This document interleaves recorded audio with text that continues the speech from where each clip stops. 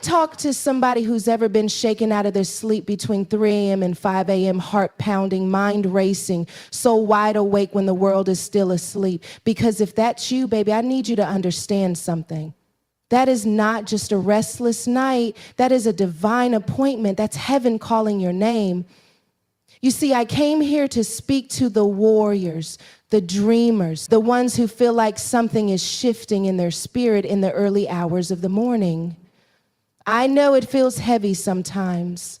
I know it feels like worry, like confusion, like silence. But can I tell you the truth? That is when God speaks the loudest. Not with noise, but with nudges. So before you reach for your phone, before you scroll, before you convince yourself you're just anxious or tired, pause. Because I believe if you wake up between 3 and 5 a.m., there's a reason. And today we're going to talk about what you need to do with that moment, that window, that call from above.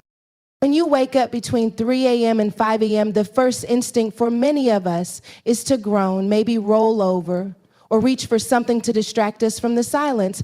But that moment is sacred. It's divine. It's not a disruption. It's an invitation. And the first response in that holy hour should be prayer. But I'm not talking about the kind of prayer you memorize, recite, or rush through just to check it off your list. I'm talking about intentional prayer. The kind that comes from the deepest place inside of you, the place that knows pain, the place that knows purpose, the place that knows that if God doesn't show up, you're not making it out of this season whole. Intentional prayer is raw. It's honest. It's the kind of prayer where you don't try to impress God with your words because you already know He knows your thoughts. You don't cover it up. You don't pretend. You come undone. You bring your whole self, the messy self, the scared self, the confused self, the tired self. You lay it all bare before God, not because He needs the update, but because you need the release. That 3 a.m. moment isn't just about speaking. It's about surrendering. It's about falling into the arms of the one who sees you fully and still chooses you completely. See, when you pray with repetition, it's easy to disconnect. Your lips are moving, but your heart is asleep. You say the words you've always said, and maybe they're good words. Maybe they're scripture or affirmations, but if your soul isn't behind them, they're just noise in the silence. But when you pray with intention, every word becomes a lifeline. Every pause becomes a holy moment. Every tear that falls is collected in the presence of a God who never sleeps, who never slumbers, who never stops listening. Intentional prayer isn't about perfection. It's about alignment. It's about shifting your spirit from panic to peace, from distraction to divine connection. It's the difference between calling out and actually connecting. And I believe that when God wakes you up in that hour, He's not calling you to repeat what you've always said. He's calling you to speak from where you really are.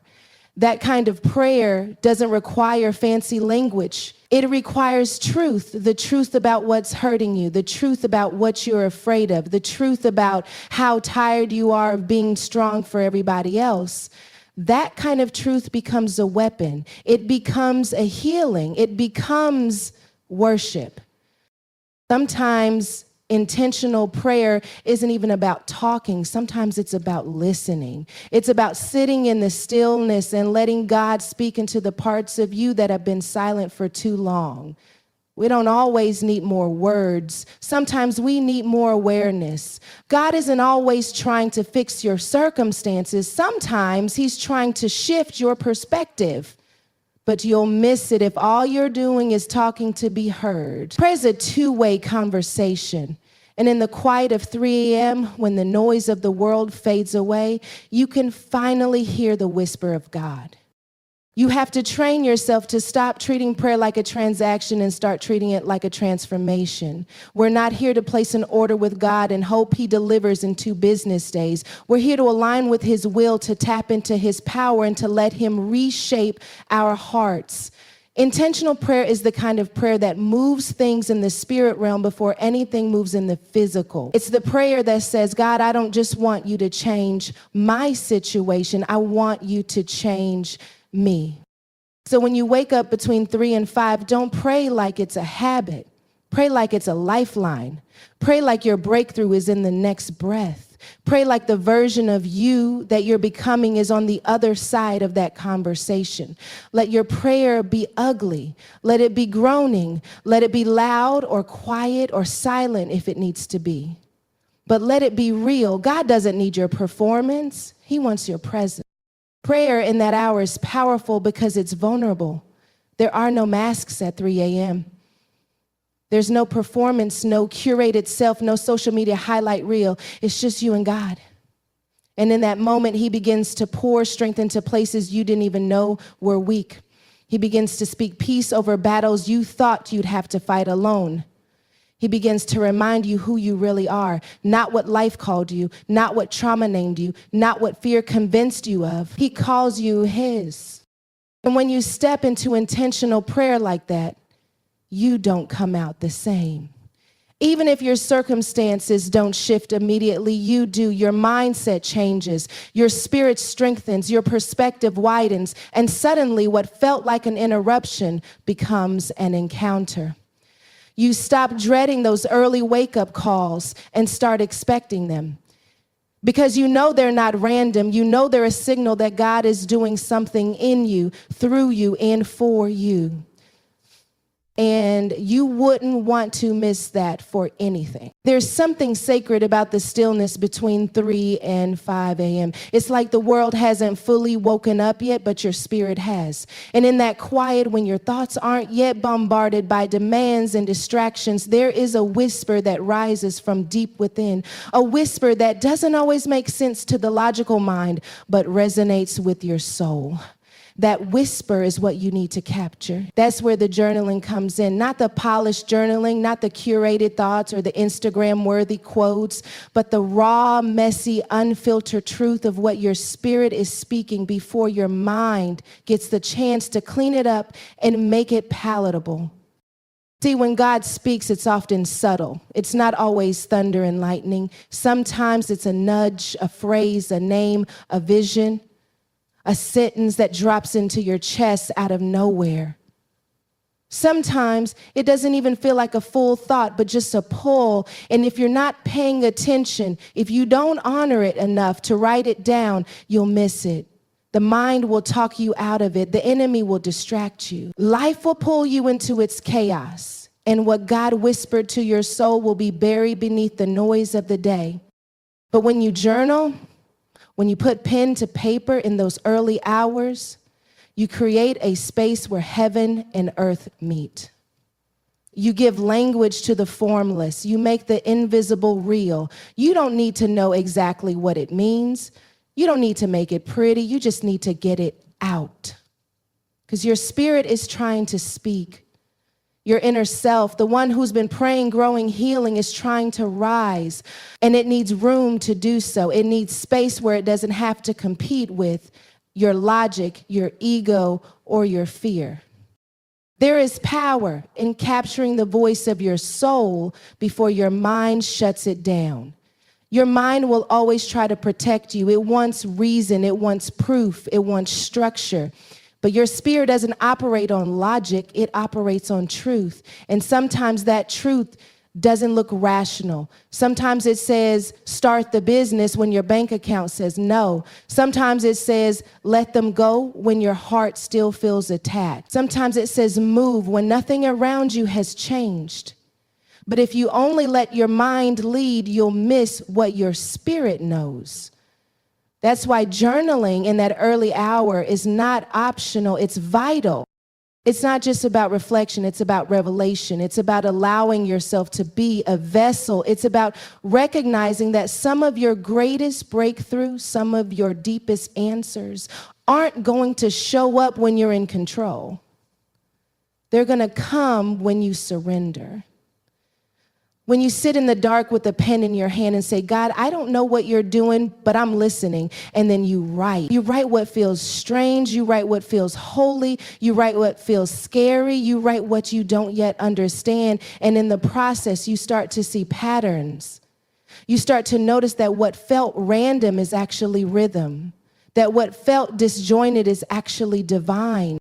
Sometimes what you journal at 3:47 a.m. won't make sense until 3 weeks later. Sometimes it'll come back to you mid-conversation, or when you're facing a decision, or when your faith is starting to slip. And because you wrote it down, because you honored the voice of your spirit before your mind could silence it, you'll have something to return to.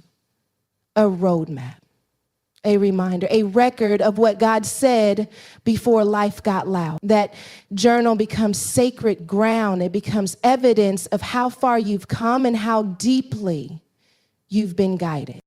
And let me say this, you don't need to be a writer to journal. This isn't about grammar. This isn't about structure. This isn't about sounding deep or poetic. This is about being honest, about capturing truth in real time, about creating a safe space where you don't have to make sense, you just have to be present. And over time, that act of showing up for yourself, of writing what you feel, what you fear, what you hope for, becomes a spiritual discipline. It trains you to listen. It sharpens your discernment. It builds your trust in your own spirit. You begin to realize that you're not as confused as you thought you were. You're not as lost as you felt. You just haven't given yourself permission to speak without editing. You haven't allowed your spirit to be louder than your survival mode. And that's what journaling at this hour does. It brings your inner world to the surface. It gives you a place to lay down the dreams that scare you, the wounds that haunt you, the prayers you're too afraid to pray out loud. And when you write it, it becomes real. It becomes weighty. It becomes seen. There will be mornings when you don't know what to write.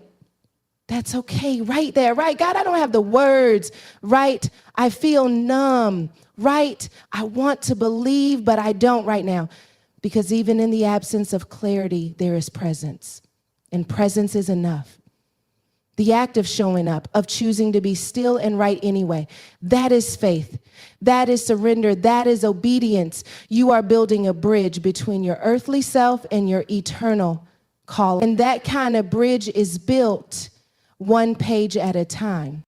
You don't need to wait for a crisis to journal. You don't need to be in pain to write. The more consistent you are, the more attuned you become. You start to recognize when a thought is yours and when it's divine. You start to notice when fear is speaking and when faith is rising. And before long, you realize that those early wake-up calls are not interruptions. They're invitations to deeper intimacy, to greater clarity, to transformation. In your journal, it's the altar where that transformation begins. There's something most of us struggle with, and it's not the noise we hear, it's the silence we run from, the silence that creeps in during those early morning hours between 3 and 5 a.m. When the house is quiet, the phone isn't buzzing, the world is still tucked under its covers, and it's just you, your thoughts, and your spirit. That silence can be uncomfortable, especially when we've been taught to feel it. We turn on music, we scroll, we reach for something, anything to avoid the weight of stillness. But what if the silence isn't empty? What if the silence is where the real answers live? What if God speaks the clearest when everything else is quiet?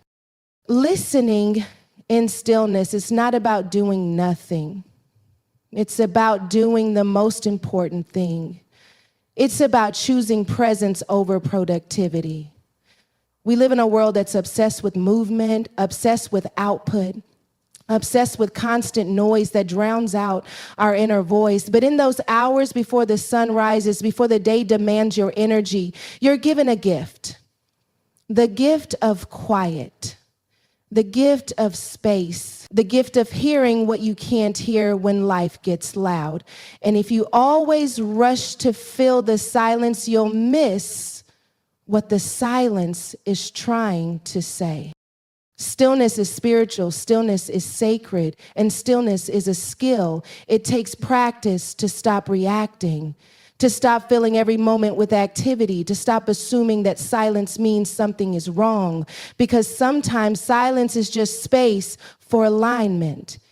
It's space for your soul to catch up with your body. It's space for your heart to soften. It's space for your spirit to listen, not just for a sound, but for a shift. There's a difference between hearing and listening. Hearing picks up noise. Listening picks up direction. Listening in stillness is not just about tuning in. It's about surrendering your need to control what you hear. When you sit in the stillness of those early hours, you may feel restless at first. You might feel like nothing is happening. You might wonder if you're wasting time. But the truth is, your spirit is adjusting. It's detoxing from distraction. It's unclenching from the tension of the day before. And in that space, something begins to open. You begin to hear thoughts you didn't know you had. You begin to notice how fast your mind runs when you don't distract it. And more importantly, you begin to recognize the difference between your own anxiety and God's whisper. Sometimes God won't speak until you stop speaking, not because he can't, but because you're not able to receive it yet. Listening in stillness is a way of saying, I'm not here just to talk. I'm here to be taught. It's an act of humility, an act of trust.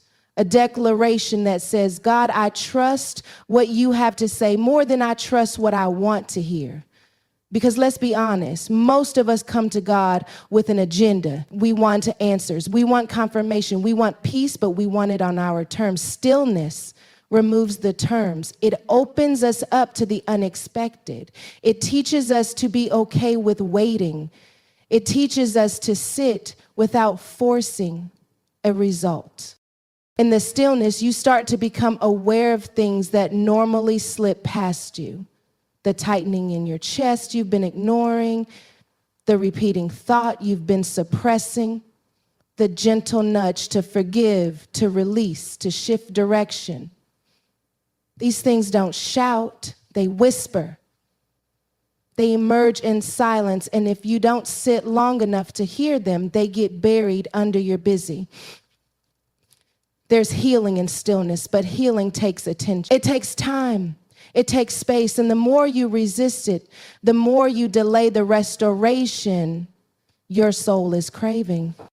You don't need to know how to do it right. This isn't about posture or perfection. This isn't meditation with an agenda. This is about sacred space. This is about creating room in your spirit for the divine to speak. It can look like sitting on the edge of your bed in the dark, eyes closed, heart open. It can look like walking slowly around your house with no sound but your breath. It can look like placing your hand on your heart and just saying, I'm here, I'm listening. The form doesn't matter, the presence does.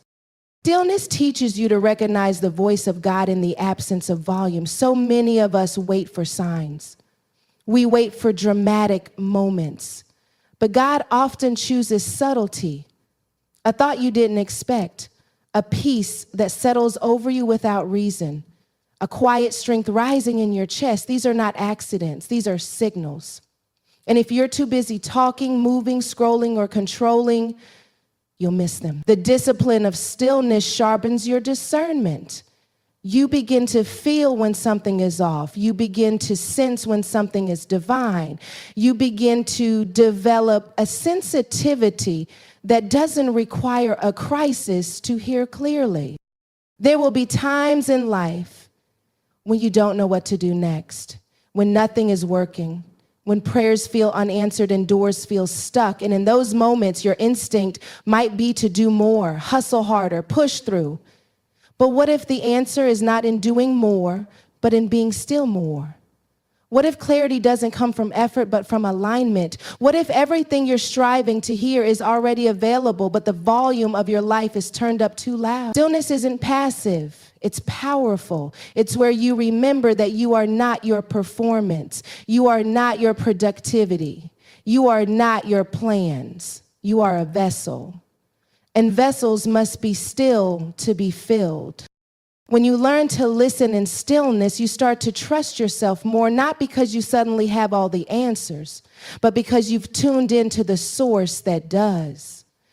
You no longer need external validation for every step.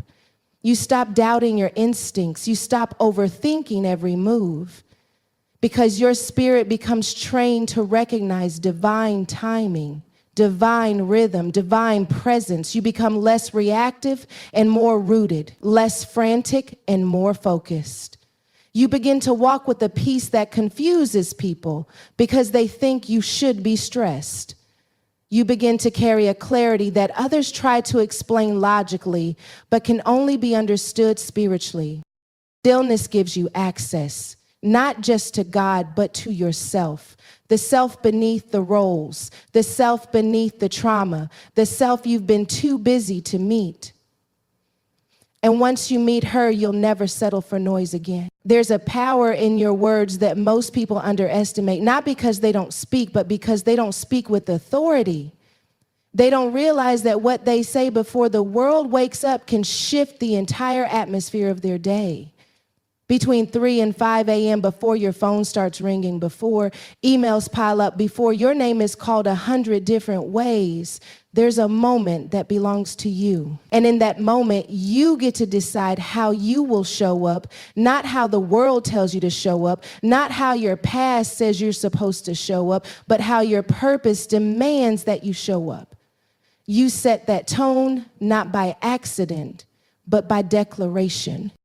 There's something spiritual about speaking out loud when no one else is around to hear it. It's not for them. It's not performance. It's proclamation. You are announcing to heaven, to the atmosphere, to your doubt, and to your destiny that you are not here to live on autopilot. You are not here to survive one more day in silence. You are here to live on purpose, with purpose, for purpose. And that declaration needs to come from your lips before purpose. For purpose, and that declaration needs to come from your lips before the world tries to hand you its narrative. Because if you don't claim your identity in the morning, the world will define it for you by noon. When you wake up in that holy window, your spirit is more sensitive. You're not yet covered in the layers of the day. That's the time to speak life, to call things into order, to remind your heart, your mind, your body, and your calling who they belong to and what they're here for. That's not fluff. That's not hype. That's warfare. Every time you declare your purpose, you break an agreement with confusion. Every time you speak what God said about you, you cancel out the lies that try to creep in before breakfast. And I don't care how strong you are, if you're not speaking life, something else is speaking by default. Silence isn't always neutral. Sometimes it's consent. You've got to learn to prophecy over your own life. You can't wait for someone to call you gifted, anointed, worthy, or chosen. You've got to wake up and say it over yourself, not because you're arrogant, but because you're aligned. You've got to say, I am the head and not the tail. I am above and not beneath. I am chosen, equipped, and enough for everything God is calling me to do today. You don't whisper that. You speak that. You declare it in the face of fear, in the face of imposter syndrome, in the face of every generational lie that said you weren't good enough, smart enough, strong enough. You speak until you believe it. And then you keep speaking so you don't forget. The truth is there are things trying to set the tone for you before you even leave the house. Old thoughts, trauma responses, the voice of your past, the pressure of people's expectations. If you're not careful, those voices will become louder than your inner truth.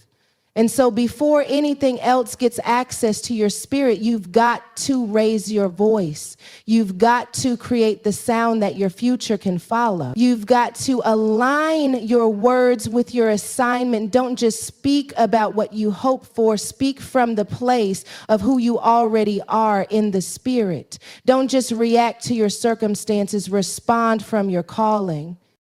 The enemy isn't intimidated by noise. The enemy is intimidated by clarity. The enemy doesn't care if you're busy, he cares if you're bold. And boldness starts in the dark. It starts when you choose to open your mouth and say what you mean before you're asked to explain it. You don't need a stage to make a declaration. You don't need a crowd to make it count. All you need is a moment of agreement with heaven. A moment where you say, I may not see it yet, but I'm walking in it.